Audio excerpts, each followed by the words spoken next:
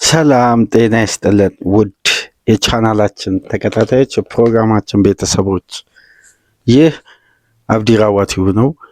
ፕሮግራማችንን ላይክ በማድረግ እንዲጀምሩ፣ ላይክ ስታደርጉ የዚህም ፕሮግራም ተደራሽነት ከፍ ታደርጋላችሁ። ላይክ እንድታደርጉ አዲስ የሆናችሁ ሰብስክራይብ በማድረግ ለቻናላችን ቤተሰብ እንድትሆኑ በአክብሮት እየጋበዝን፣ ሰብስክራይብ ስታደርጉ የደወል ምልክቷን መጫናችሁን በድጋሚ ላስታውሳችሁ። ከሀገር ውጭ የምታደምጡ የተለመደው ድጋፋችሁን በሱፐር ታንክስ፣ ሱፐር ስቲከር፣ ሱፐር ቻት ለቻናላችን ድጋፍ እንድታደርጉ በአክብሮት እንጋብዛለን።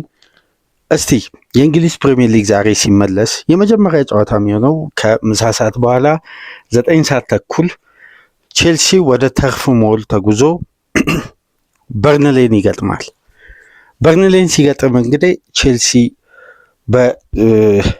በተሟላ ስብስብ አይደለም ወደ ተርፍ ሞል የሚጓዘው። በተለይ ግርምት የፈጠረ መነጋገሪያ ርዕስ የሆነው የእንግሊዝ ሚዲያ እንግዲህ አንድን ጉዳይ የሚተነትንበት የሚዘረዝርበት መንገድ ፍጹም የተለያየ ነው እና ቼልሲ ዛሬ በሚያደርገው የተርፍ ሞል ፍልሚያ የቡድኑን ኮከብ ኮል ፓልመር ድጋሚ ያገኛል ተብሎ በእጅጉ ሲጠበቅ ነበር።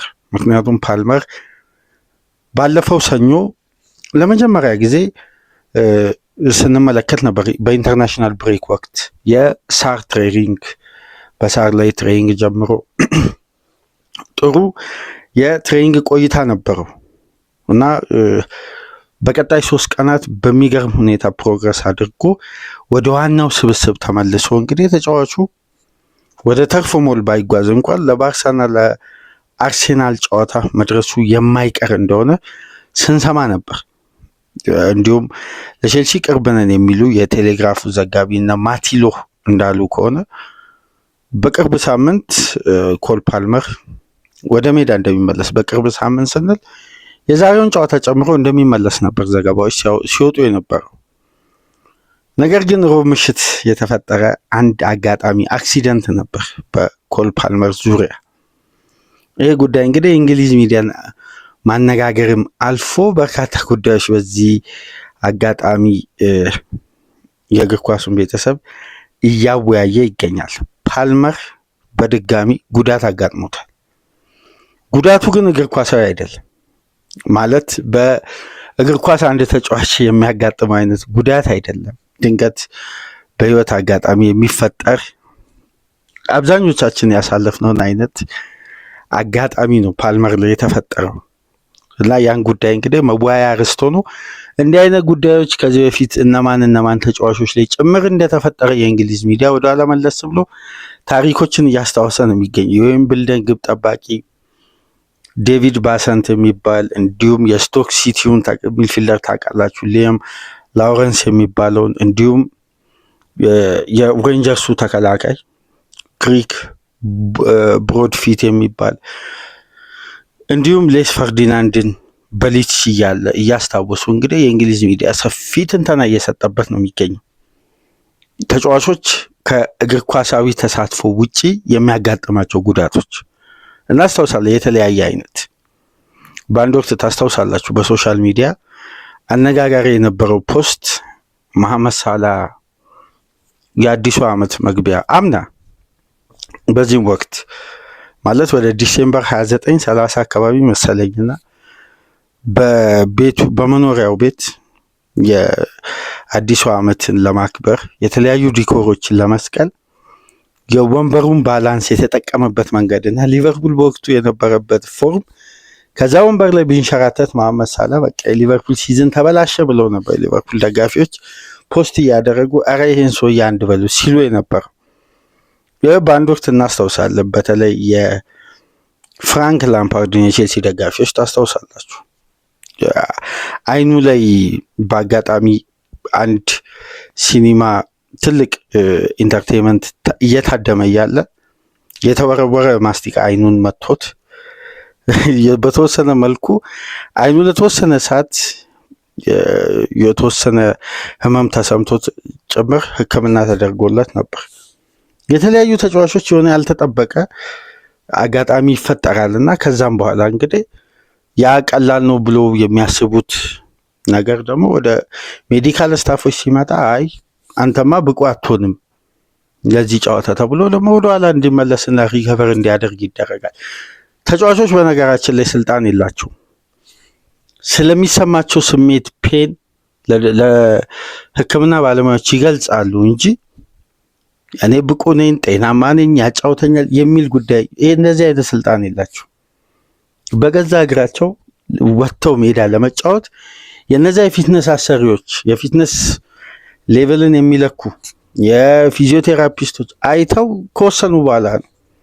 አሰልጣኝም ተጫዋችም መብት የለውም። በነገራችን ላይ በተጫዋች ጤንነት ዙሪያ በነገራችን ላይ በፕሮፌሽናል እግር ኳስ አንድ ነጥብ ወደ ፓልመር ጉዳይ እንመጣለን። አንድ ትልቅ ነገር ለማንሳት ለእግር ኳስ ተጫዋች የሚከፈለውን ደሞዝ ወደ ሀገራችን ምንዛሪ እየቀየሩ ይህን ያክል ብር ያገኛል ሲባል ይገርማል። ለእግር ኳስ ተጫዋች ከዚህ በላይም ቢከፈል በነገራችን ላይ ያንሳል። ፕሮፌሽናሊዝም በጣም ከባድ ነው። የሚተኛው እንቅልፍ የተጠና ነው። እያንዳንዱ የዕለት ተዕለት የህይወት ኤክስፒሪየንሱ ፍጹም በግል ፍላጎቱ የሚደረግ አይደለም። ለዛ ኩኑ ተጫዋቾች ከቅድመ ውድድር ጊዜ ዝግጅት ከውድድር መጠናቀቅ በኋላ የሚያገኙትን ታይም ኦቨር በመዝናናት የሚያሳልፉት። ለምን ከዛች ታይም ውጪ ነፃነት የለም። እንደውም በአንድ ወቅት እናስታውሳለን አይደል ሳሚር ናስሪን፣ ዴቪድ ሲልቫን፣ ፔፕ ጋርዲዮላ በአንድ ወቅት ከባድ እርምጃ ወስዳለሁ ብሎ ማስጠንቀቂያ የሰጣቸው ተጫዋቾች ከሚስቶቻቸው ጋር የሚገናኙበትን ቀን ሁላ እስኬጁል ተደርጎ ነው የሚሰጣቸው። ቀልድ አይደለም። ፕሮፌሽናሊዝም በጣም የህይወት መስዋዕትነት ተጫዋቾች ይከፍላሉ። ለዚህ ማካካሻ ተብሎ የሚከፈለው ክፍያ ደግሞ በጣም ተጋኖ ሲወራ ተጫዋች ከዚህ በላይ ቢከፈለው ስለ ክፍያው ብዙ አንስቶ ማብራራት ተገቢ ነው ብዬ አላስብም። ፕሮፌሽናሊዝምን ለመመልከት ክርስቲያኖ ሮናልዶ ማየት ነው። የአንድ የፕሮፌሽናሊዝም መለኪያ ሮናልዶ በዚህ እድሜው በአንድ ትልቅ በአዲስ መልኩ ኢንዱስትሪ የእግር ኳስ ኢንዱስትሪ በዓለም ላይ የራሷን ብራንድ ሀገሪቷን ቱሪዝሟን ለማስተዋወቅ የረጅም ጊዜ እቅድ ይዛ ወደ እግር ኳሱ የመጣችው በሳውዲ ፕሮ ሊግ የሚጫወትበት እድሜና ተጫዋቹ ያሳለፋቸው የእግር ኳስ ኬሪየሩን ስንመለከት ራሱ የሚጠብቅበት ምን ያክል ዝግጁ እንደሚሆን ዓለም ዋንጫውን ለስድስተኛ ጊዜ ሊጫወት ነው ሮናልዶ። ይሄ ስለ ፕሮፌሽናሊዝም ትልቅነት ነው የሚያሳየው። እና በቅርቡ በሀገራችን እንግዲህ የሚሰጡ ኮሜንቶች፣ አስተያየቶች ከክፍያው ጋር የሀገራችንም ተጫዋቾች አሁን ላይ የሚያገኙትም ደሞዝ ከዛ በላይ ሊያገኙ ይችላሉ። ግን በቀጥታ ተጫዋቾች እጅ የሚደርስ ከሆነ ተገቢ ነው። የትኛውም ተጫዋች እውነት ራሱን ጠብቆ ራሱን እንደሚባለው በፕሮፌሽናል ደረጃ አዘጋጅቶ የሚመጣ ከሆነ ተጫዋች ከዚህ በላይ ቢከፈለው ችግር የለው። ክፍያው እነሱ እጅ ይደርሳል ወይ እንደሚባለው ተጫዋቾች በፕሮፌሽናሊዝም አምነው ነው ወይ የሚዘጋጁት? እሱ ነው ጥያቄው። ተጫዋቹም አስተዳደሩም መካከል ያለው ይሄ የውጮቹን ሁሌ ስናወራ በደስታ የምናወራውን አይነት የእግር ኳስ ስፕሪት ካለ የሀገራችን እግር ኳስ ማይሻሻልበት ምንም ምክንያት የለም። እና ከሰሞኑ እንግዲህ የተነሳው ውዝግብ በጣም የሚያስገርም ነው። እንግዲህ ከክፍያ ጋር ተያይዞ ተጫዋቾች ስንትም ቢከፈላቸው ምንም አይነት ይሄ ጥያቄ የሚያስነ ከክፍያው ሳይሆን ስለነሱ ፕሮፌሽናሊዝም ነው መጀመሪያ መመርመር። ክፍያው ዓለም ላይ ተገቢ ነው ለተጫዋች የሚከፈለው የትኛውም ክፍያ። ከዚህም በላይ ቢከፈላቸው ተጫዋቾች ይገባቸዋል። አንድ ተጫዋች በገዛ የራሱ የመጫወቻ እግሩ ላይ ስልጣን የሌለበት የዘመናዊ እግር ኳስ ነው። ፓልመር ያጋጠመው ነገር ግን ለእንግሊዝ ሚዲያ እንዲሁም አንድ ዴሊ ስታር እና ዴሊ ሜል ዛሬ ይዘው በወጡት ጋዜጣ መሰረት ቶን ዘብሉስ ይላል። ቶን ዘብሉስ ነው፣ TOON ዘብሉስ ይላል። እና ቶን ተብሎ የሚነበቡ ቃላቶች አሉ። አሁን TOE ሲሆን ጣት ነው፣ ግን ቶን ተብሎ ነው የሚነበበው እና የተለያየ አይነት ትርጉም ይሰጠዋል። እና የፓልመር ጉዳት በሚያስገርም ሁኔታ ፓልመር ሮብ ምሽት ከእረፍቱ ከዚህ በጣም የፕሮፌሽናል ተጫዋቾችን እድገት ከሚቀጭ ወይም ብቃታቸውን በተመሳሳይ ቴምቦ እንዳይቀጥሉ ከሚያደርጉ ጉዳቶች መካከል በዋነኝነት የሚጠቀሰው የግሮይን ኢንጁሪ የብሽሽት ሪከቨር የሚደረገው በእረፍት ነው። እረፍት በተደረገ ቁጥር ደግሞ ያው ተጫዋቾች የሚመገቡት ምግቦች በአጠቃላይ የተለያየ ይሆንና የሚፈልጉትን ኢንተረስት ሁሉ ወደ ውስጣቸው አይከቱም። እረፍት ከሆነ እረፍት በሚያደርጉበት ወቅት ያን ኪሎ እንዳይጨምሩ ቅድመ ጥንቃቄ የሚደረግ ምግብ ነው የሚበላው ተጫዋቹ። ከክለቡ የምግብ ዝግጅት ክፍል ነው የሚቀርብለት ማለት የሚሰጠው፣ በዛ መሰረት ነው የሚበላው። ተጨማሪ ነገር መብላት አይችልም። ምርመራ አለ፣ በየ48 ሰዓቱ ምርመራ አለ። የተጫዋች ሽንቱ ይመረመራል፣ ስንት ነገር። እንደገና ይሄ ተጫዋች ስለሚመገበው ምግብ ተነግሮት ኪሎን እንዳይጨምር፣ ከጨመረ ደግሞ ያን ኪሎ ለመቀነስ እንደገና ሌላ ሪሃብ ይገባል፣ እንደገና ሌላ የማገገሚያ ስቴፕ። ስለዚህ በጣም ጥንቃቄው ከባድ ነው። እንደነዚህ አይነት ጉዳቶች ደግሞ ሪከቨር የሚደረገው ወይ በሰርጀሪ አይደለም፣ ወይ የፊትነስ ደረጃን በማሳደግ ወይ በጂም ውስጥ አይደለም፣ እረፍት ነው።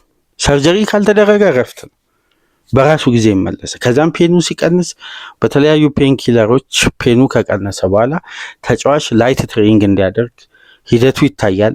ኮንፈርት እንደሚሰማው ቼክ ይደረጋል። ከላይት ትሬኒንግ ወደ ጂም ገብቶ ጂም አንድ ከሳምንት በላይ ቀጥቅጦ አካል ብቃቱን ከመለሰ በኋላ ወደ ሜዳ ላይ ስራ ይመለሳል። ከዛን አሳማኝ ካልሆነ ፊትነሱ አሁንም ከሁለተኛው ቡድን ጋር እንዲሰራ ይደረግና ነው ከዛም ወደ ዋናው ቡድን የሚያድገው። ፓልመር ይህን ሁሉ ስቴፕ አጠናቀቀና ተጫዋቹ በዚህ ሳምንት ቼልሲን ሐሙስ ሁሉም ተጫዋቾች ሲመለሱ ሐሙስ ከሰዓት በኋላ ቼልሲ የመጀመሪያ ከኢንተርናሽናል ብሬክ የሚመለሱ ተጫዋቾች ወደ ቲሙ ትሬኒንግ ግራውንድ የሚመጡበት ቀን ነው። ፓልመር ሐሙስ ሊመለስ ከጉዳቱ የፊትነስ ባለሙያዎች እየጠበቁት እያለ ነው ሮብ ምሽት ፓልመር ካረፈበት ጋደም ካለበት ሲነሳ ጣቱን እንግዲህ በከባድ ሁኔታ ያረፈበት ክፍል በር በከፍተኛ ሁኔታ ጣቱን ይመታዋል። ያኔ አንዱ ጣት ስብራት ያጋጥመዋል። ፓልመር ከፍተኛ ህመም ነበር የተሰማው በሰዓቱ እና ማሬስካ ትናንት በነበረው ጋዜጣዊ መግለጫ በደንብ ካደመጣችሁ እኔ ከእንቅልፌ ስነሳ እግሬን ብቻ አይደለም ማለት እጄን ጭንቅላቴንም ጭምር የተለያዩ አካላቴን የቤት ውስጥ ማቴሪያል ሊመታኝ ይችላል። ይሄ አንዱ ሁላችንም የምናሳልፈው የላይፍ ኤክስፒሪየንስ ነውና ፓልመር እንዴት ራሱን አይጠብቅም ብለን ፓልመር ላይ ሌላ አዲስ ነገር ልናመጣ አንችልም። ይሄ ሁሉም ሰው ያጋጥመው፣ እኔን ጭምር ከእንቅልፌ ስነሳ በርካታ ጊዜ ጭንቅላቴን ሲመታ ይነበራል። በቃ በአንድ አጋጣሚ ቀና ስንል የተቀመጥንበትን ፖዚሽን ሳንላይ ወይ ትኩረት ሳናደርግ ስንነሳ ከላይ ወይ መስኮት ወይ በር የሚመታን አይነት ማለት ነው እና ፓልመር የበሩ ያረፈበት ክፍል በር ነው አንዱን ጣት የሰበረው በሩ ሲከፈት ራሱ ሲከፍተው ማለት ነው እና ሐሙስ ጠዋት አገር ሰላም ነው ብሎ ፓልመር ያን ህመም ፔኑን ቀንሶ እንደ አትሌቲክስ ዘገባ ከሆነ ወደ ትሬኒንግ ግራውንዱ መጣ። ያ የግሮይን ኢንጁሪ ምርመራ ተደረገለት፣ ጥሩ ሪከቨር አደረገ።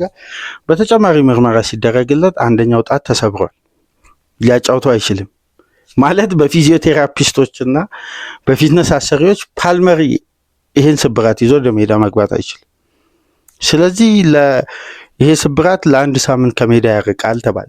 9 ሳምንት ሙሉ ይሄ ተጫዋች ከሜዳ ያርቁ 11 ጨዋታ አምልጦት አስቡት። የቼልሲ የሁለት ተከታታይ ዓመት ምርጡ ተጫዋች የክለብ ወርልድ ካፕ የቶርናመንቱ ኮከብ ከፖቼቲኖ ጊዜ አንስቶ በቼልሲ ደጋፊዎች ልብ ውስጥ መግባት የቻለ ይሄ ቴክኒሻል ተጫዋች በዩሮ 2024 ፍጻሜ ላይ ማስቆጠር የቻለ ክለቡን ወደ ሻምፒዮንስ ሊግ እግር ኳስ የመለሰ የኮንፌዴሬሽን ፍጻሜ ላይ በአስደናቂ ብቃት የፍጻሜው ኮከብ ተጫዋች ተብሎ ቼልሲ ኮንፌዴሬሽን ዋንጫ ሲያሸንፍ ቤቲስን 4-1 አሸንፎ ምርጥ ብቃቱን ያሳየ ተጫዋች፣ እንደ ቀልድ 9 ሳምንት ሜዳ ጨዋታ ያመለጠው ተጫዋች 11 ጨዋታ በሁሉም ውድድሮች ያመለጠው ፓልመር በድጋሚ ለአንድ ሳምንት የዛሬውን የበርንሌን ጨዋታ ጨምሮ የባርሳን ጨዋታ እንዲሁም የአርሴናልን ጨዋታ እንደሚያመልጠው ኤንዞ ማሬስካ ገለጹ። ከዚህ በላይ አሳማሚ ጊዜ የለም ለፓልመር። ከዛ ፈታኝና ከባድ ከሆነ ጉዳት በመከራ በጭንቅ ስንት ስትረስ አለ። ተጫዋች ከሜዳ ሲርቅ ከፒች ላይ ሲወጣ ያለው ጭንቀት የመጀመሪያው ስቴጅ ተጫዋች ከጉዳት ሲያገግም ትልቅ የሚሰጣቸው የመጀመሪያ ስቴጅ የሪከቨሪ አይነት አእምሯዊ ዝግጁነት ነው በሳይኮሎጂስቶች።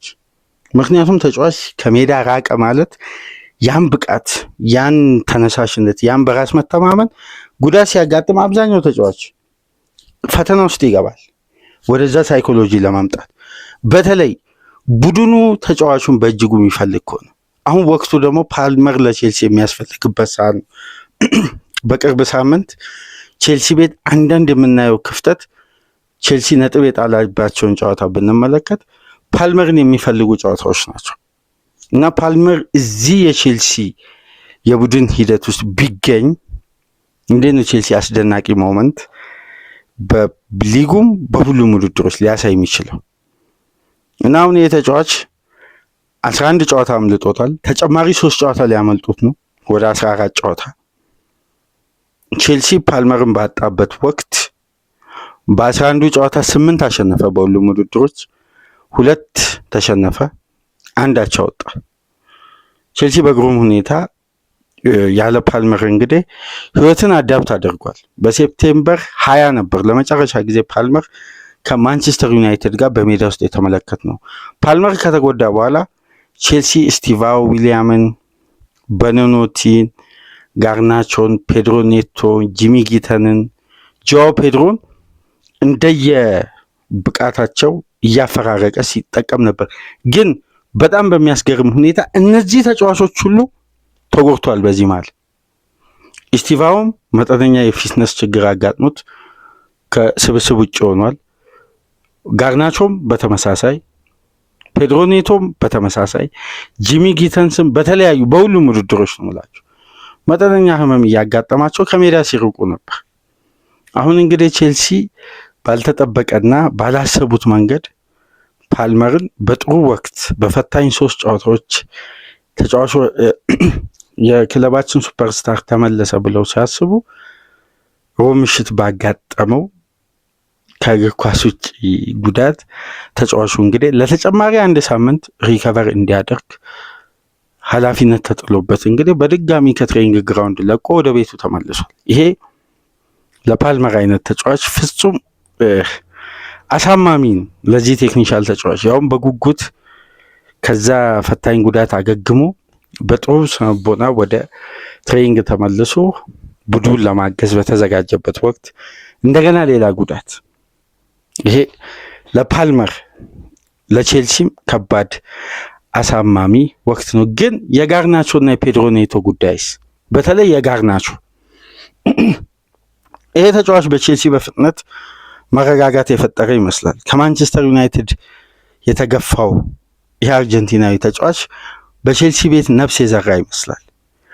በ2 የሊግ ጨዋታ በ4 በሁሉም ውድድሮች ባደረገው ጨዋታ በ2ቱ በሊግ ጨዋታዎች 2 አሲስት በማድረግና በ90 ደቂቃ በአማካይ 2 ቢግ ቻንሶችን በመፍጠር አዲስ የራሱን የብቃት ማሻሻያ ኳሊቲውን ማሳየት ቻለ። እንዲሁም በተጨማሪ በፕሪሚየር ሊጉ በአማካይ እስካሁን ባደረገው ጨዋታዎች በ4 ጨዋታ በእያንዳንዱ ጨዋታ ተከታታይ በአማካይ አንዳንድ ቢግ ቻንስ የመፍጠር አማካይ ቁጥር በመያዝና ከ0.56 አሲስት ጋር በተገናኘ የጋርናቾ አስደናቂ የቼልሲ ቤት አጀማመር በበጎ እየተነሳ ነው የሚገኘው እና ጋርናቾ ከሰሞኑን የቼልሲ ቁልፍ ተጫዋች መሆኑን እያሳየ ነው የሚገኘው። በ4 ጨዋታ 2 ጎል 2 አሲስት 4 ቢግ ቻንስ ክሬት 12 ከሙከራቸው ድሪብሎች 10ን ማሳካት፣ ያለቀለትን የመጨረሻ ለግብ የቀረበ የፋይናል ቦል ኳስን በማቀበል በሊጉ በትንሽ ደቂቃ ከፍተኛ ልዩነት ከፈጠሩ ተጫዋቾች ተርታ መቀመጥ ቀላል የሚባል ተጽዕኖ አይደለምና የጋርናቾ ጥሩ መሆን ምናልባት ቼልሲ ከፓልመር የሚያገኛቸውን አገልግሎቶች ከነስቲቫው ከተለያዩ ተጫዋቾች እያዋሃደ በተለያየ መንገድ እንግዲህ ክለቡ አሁንም ፓልመርን ለቀጣይ 3 ጨዋታ ቦታውን ለመሸፈን የራሱ ሌላ ስትራቴጂ ለመጠቀም አስቧል። ምክንያቱም አማራጭ የሌለው ጉዳይ ሆኖ በአዲስ መልኩ ብቅ ማለትም ተከትሎ ፓልመር እንግዲህ ወደ ተርፍ ሞል አይጓዝም። በተቀሩት እንግዲህ ቼልሲ አዲስ ምንም አይነት ጉዳት ክለቡ አላስተናገደም። በጎል ጉዳዩ አዲስ የጉዳት መረጃ የለም። ሁሉም ተጫዋቾች በተሻለ ደረጃ በተሻለ ጤንነት ላይ ነው የሚገኙት። ቼልሲ ዛሬ 9 ሰዓት ተኩል በርንሌን ለመግጠም ወደ ተርፍ ሞል የሚጓዝ ይሆናል። ላይክ፣ ሼር፣ ሰብስክራይብ እንድታደርጉ። ከዛ በፊት ግን የፓልመርን አንዱ ጋዜጣ ይዞ የወጣውን በእያንዳንዱ ጋዜጣ ላይም አለ። እስቲ እነዚህን 3 ጋዜጦች ተጋበዙና ላይክ፣ ሼር፣ ሰብስክራይብ ማድረጋችሁ እንዳትረሱ። ከሀገር ውጭ የምታደምጡ በሱፐር ስቲከር፣ በሱፐር ቻት፣ በሱፐር ታንክስ ድጋፍ አድርጉ። 4ኛው የመጨረሻ ክፍል ፕሮግራማችን የሚሆነው አርሴናልን በተመለከተ ይሆናል። ይቅርታ፣ ኒውካስል ከማንቸስተር ሲቲ ዛሬ ምሽት የሚያደርጉትን ጨዋታ እስቲ ስለ ምሽቱ የሴንት ጄምስ ፓርኩ ፍልሚያ አንዳንድ ነጥቦችን እናንሳና እሱን ከተወያየን በኋላ ደግሞ ሌሎች ፕሮግራሞችን በድጋሚ ይዘው ወደ እናንተ ምንመጣ ይሆናል። መልካም የረፍት ቀን እንዲሆን ተመኘን። ሰላም ቆዩ።